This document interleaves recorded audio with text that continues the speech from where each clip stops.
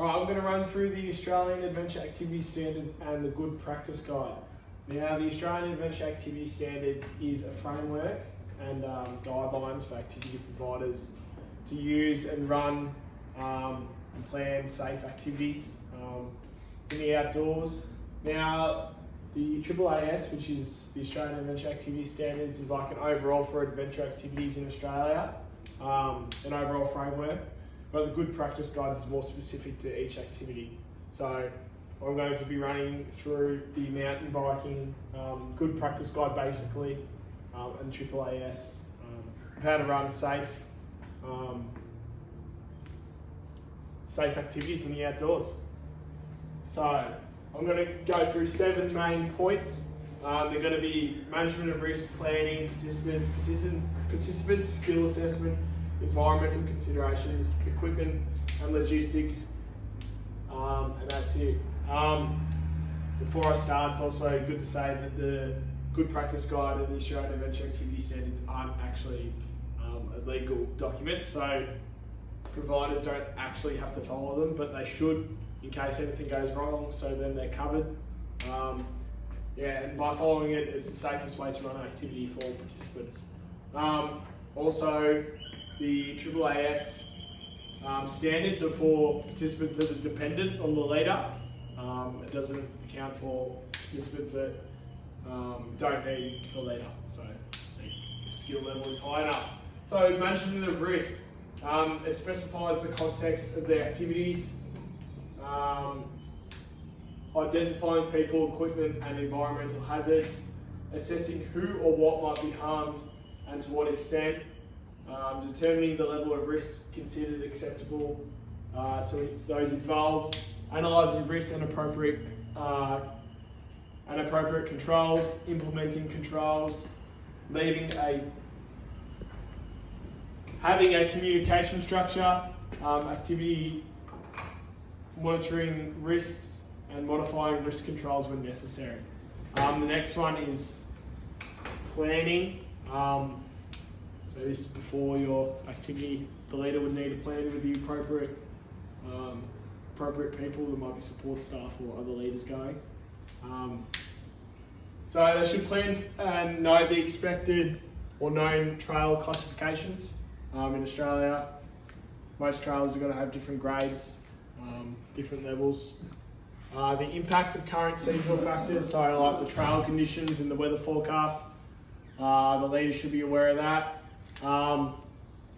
They should identify the route and terrain specific hazards. So most leaders, they should be doing recce's of their environment so they know how to ride it and then also know the hazards that are there. They should know the need for support vehicles. So if you're doing an overnight trip, you probably should have other support vehicles as well. The required navigation skills and equipment. So obviously, if you do your recce, you're going to know what navigation skills you need. So you might have like you might have compass, maps, or you might also have like your phone or a GPS. As I said, suitable maps. You should know access points for support and emergency vehicles, so that's obviously all planned beforehand. Should know the roads and the trails and tracks around there for cars to get in.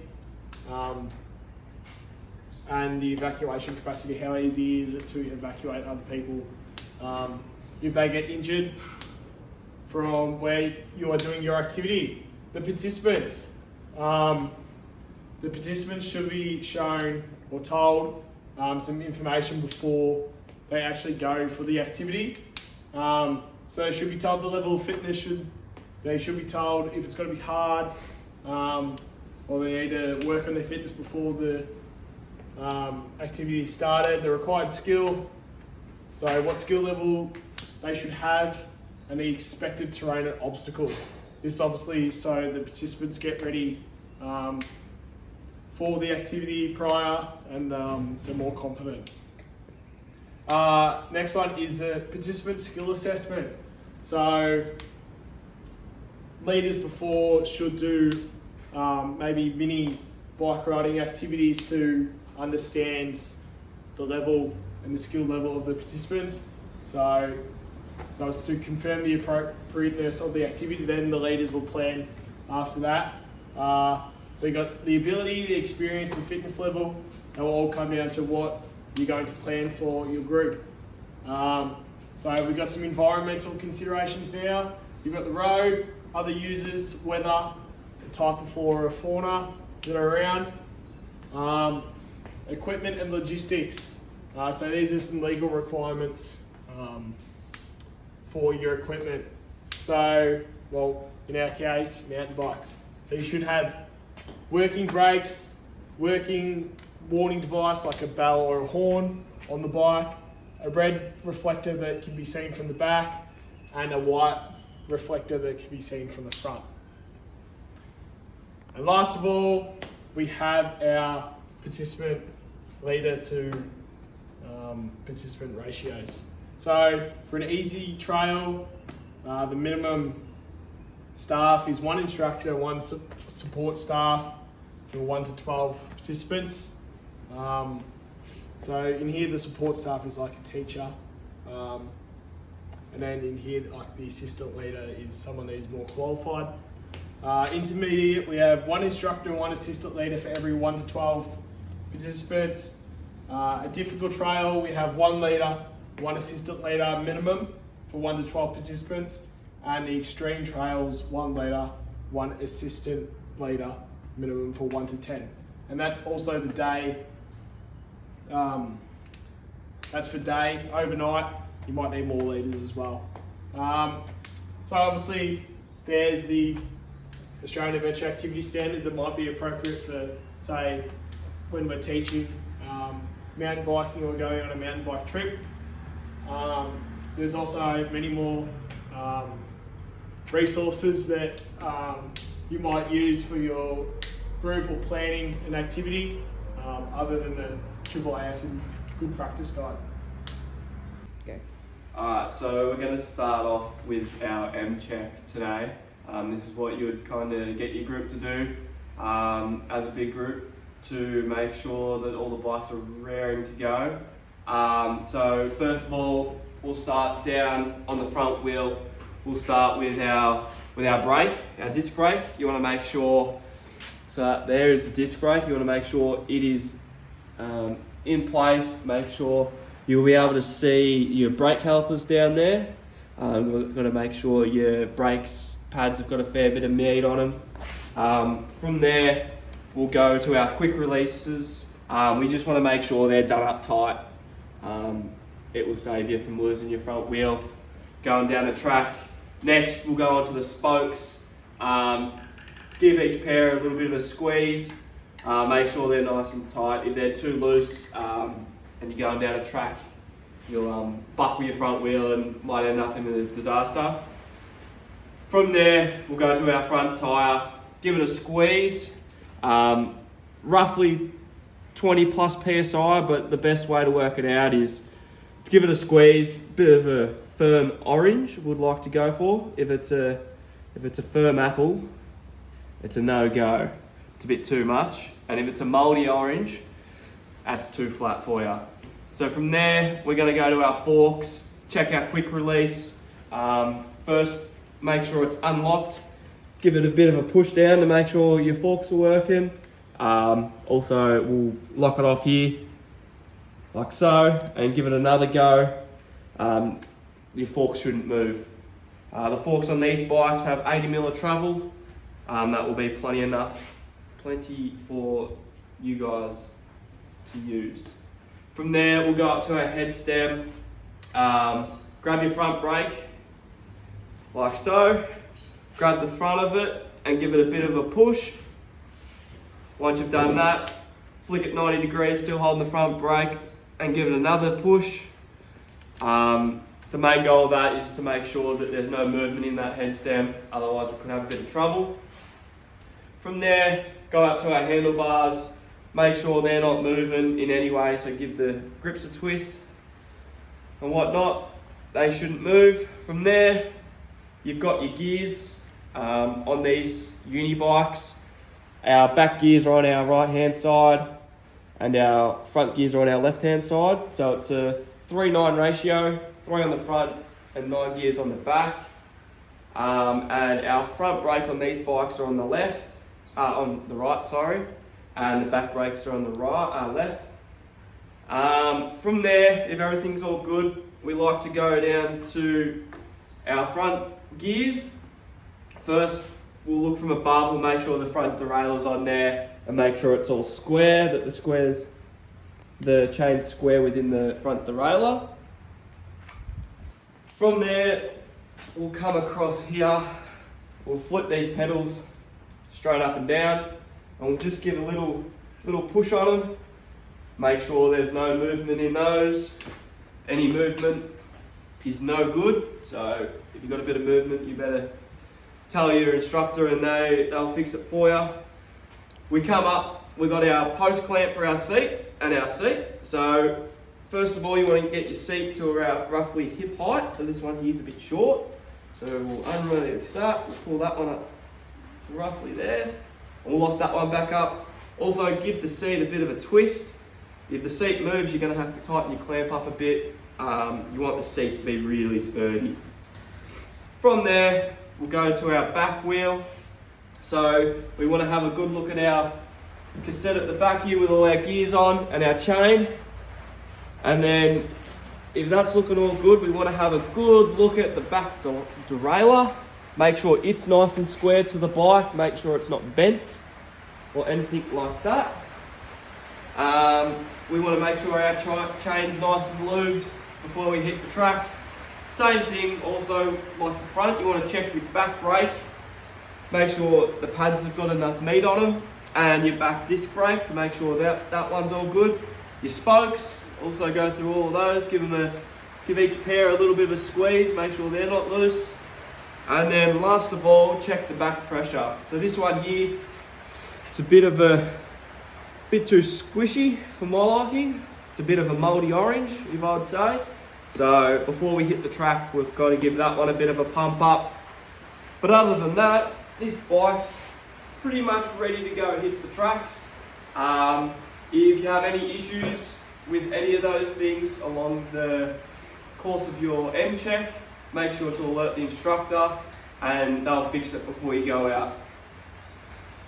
So following on from the M check, as an instructor you want to go through a few more safety little briefs before you're going to hit the trails. So the first one is probably one of the biggest one, is knowing your group's ability, seeing if they've ever ridden a bike or even been to a bike park. That's going to be a big challenge for them. From there, you just want to instruct them to sort of about safety things on the trail. So ride at your own pace, ride at your own ability. Riding outside of your ability will really hinder you as a person, as you could fall off and injure yourself, or possibly worse could be death. While you're giving a safety instruction, we want to talk about the terrain we are going to be encountering today. If it's from blue, green or black trails in a mountain bike park, or just simply a ride around town, you just want to give students a bit of a heads up that what's coming along. You also, while on the ride, if you think there's anything that could be a little bit dangerous, you can always stop the students, give them a quick briefing what they're about to expect. If it could be a little drop or a big drop or a jump or something like that. This is important for you as an instructor as well, to know the tracks. Always doing a recce is good, so you have that knowledge of the track that you can stop students and give them a quick briefing of what's going to happen. Some of the type of equipment that the rider will want to be wearing is appropriate footwear, so closed-toe shoes. They're basically the only shoes you should be wearing. The appropriate clothing, and then glasses and gloves are optional but highly encouraged. to protect your eyes and protect your hands if you fall off. If you're kind of known for falling off, elbow pads or knee pads are another good recommendation before hitting the trails. And last of all, the helmet. The helmet is the most important part of the ride and the rider. Without this, you are virtually not allowed to go riding. So once you find a helmet, chuck it on. There's a little twisty thing at the back. We'll see. Once you've thrown it on, we want to make sure we twist that up firm around the head. And once it's on, before doing your straps up, you want to give your head a bit of a shake, a bit of a yes please sir. And if it moves too much, you got to tighten it up. If you can't tighten it up anymore, you might have to go find a smaller helmet. Once it's tightened up, throw on the clip. And once the clip's on, you want about two to three fingers able to go underneath your neck. So you don't want it to be choking you. It's there so if you do fall off, the helmet won't really fall off. That dial at the back will have the helmet on tight enough so it won't come off anyway. So after you've done all this, grab your bike and you can go for a little pedal around just to get used to the gears, change your gears a little bit before getting into some technique stuff. Okay, so the next thing you want to do is you'll talk to your group about positioning on the bike. So this information we are discussing is coming from the PMBI Level 1 course booklet from 2020. So the first position you'll talk to your group about is the neutral position. And you'll talk to them about how it's a more relaxed position that's used on more easy terrain. Now this position includes making sure that the pedals are nice and level with each other, like so, and you'll have your feet flat on each pedal.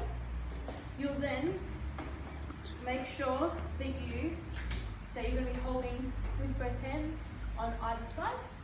You'll have one finger on the brakes like this, just for example, and then you'll make sure, since it's a nice easy position, you're more relaxed on the bike.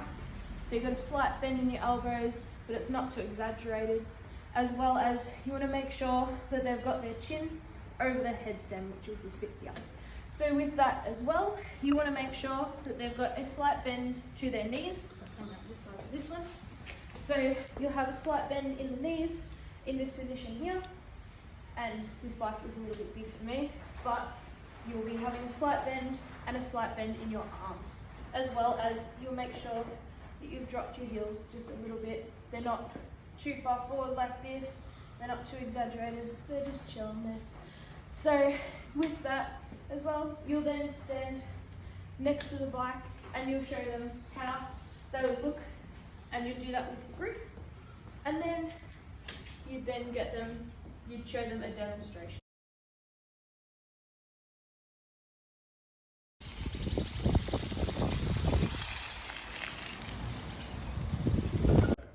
Okay, so now that you've done a demonstration for your group, you then talk about how the position is a more efficient, less fatiguing position that you'd use for easier terrain, though it does have less stability and a decreased range of movement, as when you're sitting here, you're not able to move the bike as much.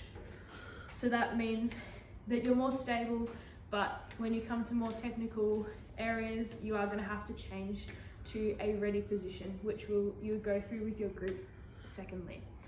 So with that, you then ask your group questions. So for the sake of this video, I'll say to you, now you're going to pause this video and you're going to have a think about when you might use the neutral position. Now that you've paused the video and you've had a quick think, you're going to be using the neutral position on flat, easy terrain with non-technical riding. This also means when it is easy to ride on an area, and that is when you would use the neutral position. So after you've talked about the neutral position, you'll then go on to discuss the ready position. Now this ready position is a position that has increased stability and an increased range of movement. So how this one would look is similar to the neutral position. You'd have your hands on the handlebars with your pedals flat, just like so. But with this one, you go from having your chin over the stem and out of your seat, as well as you're bending your elbows a lot more. So it's a lot more exaggerated from the neutral to the ready position. In this position, you'll see that there is a lot more movement with the bike, which means you can use it in terrain that is a lot more challenging compared to easier riding where you'll be using the neutral position. Only thing with the ready position is that it is more tiring because you are having to support your weight more and it is a lot less relaxed, so you're using more energy. So it's something that you use for shorter periods of time.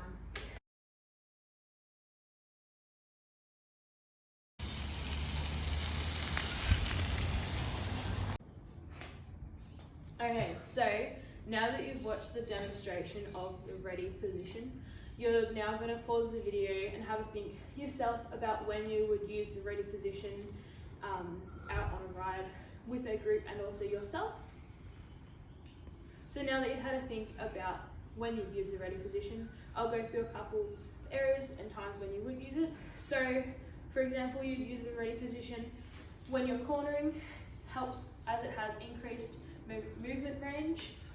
You'd use it and to make it so you can corner safely, as well as on rough and steep terrain, as it allows you to soak up more bumps on rough terrain, as well as on steep terrain. You can attack it more and get up it faster. And in general, you'd let your group know that you'd use it on terrain that is more difficult to ride on, so not as easy as the neutral position. Now, with that, you then follow on to talking about braking. So with this, you'd first make sure, get your group to put their hand on the front brake. And to check that they've got the front brake, you'll get them to move their bike forward while holding it and push it, and they should make it so their front wheel goes up. If they have the wrong brake, they won't be able to get that that back wheel to come up like this. So that is a good example as well for a group as to why you don't just use your front brake, because it gives them a perfect example of the fact that your back wheel has a good chance of coming off the ground, which then means that they have a high likelihood of going over the handlebars. So once you have gone through that, you'll then get them to practice with their rear brake and see how the efficiency of the rear brake works. So you get them to move their bike forward and put their hand on the back brake, and they'll see and observe that the wheel should just skid like it is now. It just slides. So this is a good example for showing them about how to use your brakes efficiently. So you'd then get your group to put both fingers, one on each brake, and get them to use them at about the same time, moving forward, and they should find that their bike wants to stop and it doesn't want to keep going like the other positions. Okay, so final thing we're going to go through is the cycle that you would use for your group when you're running through everything that we've gone through today. So the first thing you do is you'd make sure you spend about 10% of your time explaining to the group the, say, activity on how to brake efficiently. And then you'd spend 10% of your time demonstrating to them on how they do this. So that gives them an example to go off that is going to help them then progress into their practice, where you might spend 60% of your time with the group, allowing them to practice and get the feel for the bike, as well as learn the skills that you've just gone through with them. So with this as well, you can give feedback that at the time you may give while you're riding around with them.